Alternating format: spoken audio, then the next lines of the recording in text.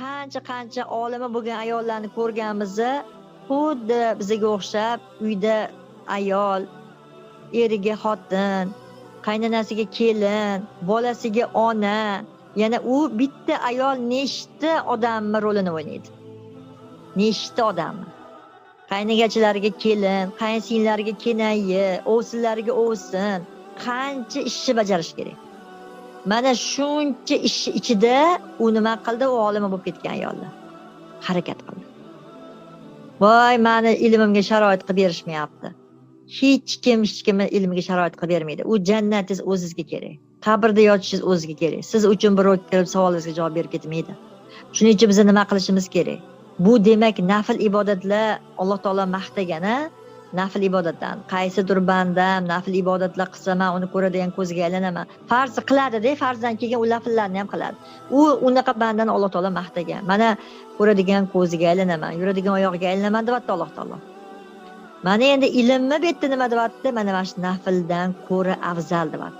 Faqih degani yaxshidan yaxshini ajrata oladigan, yomondan yomonni. Bitta zarar turibdimi? Kichkina zarar bilan katta zarari farqini biladi. Katta zararga tushib qolmasligi uchun kichkina zararni qiladi. Yoki bo'lmasa menimda yaxshi turibdi, lekin undan ham yaxshiroq turibdi, afzali turibdi, ana o'shani qiladi.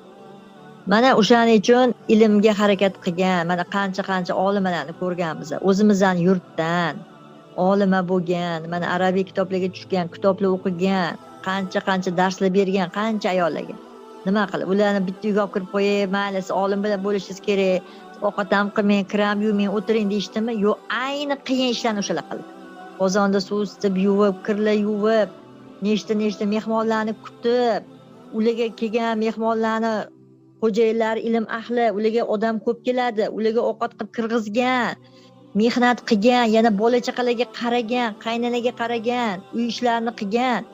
Yana shuni ichida nima bo'ldi bular? Olima bo'ldi. Qanaqa qilib? Insonga agar haqiqatan ilmga muhabbat bo'ladigan bo'lsa, o'shani ustida harakat qiladi. Odam o'ziga kerak narsani ustida harakat qiladi-ku. Masalan, bir pishiriqni yaxshi ko'radigan ayol o'sha pishiriq qotganda u mazza qiladi. U hobbisi, u charchamaydi u. Lekin nimani inson yaxshi ko'radigan bo'lsa, o'shani ustida charchamaydi. Mana o'sha olim bo'lgan ayollar ham bu ilm muhabbati ularga kirib qolgan edi. Allohning muhabbati bor edi ularda.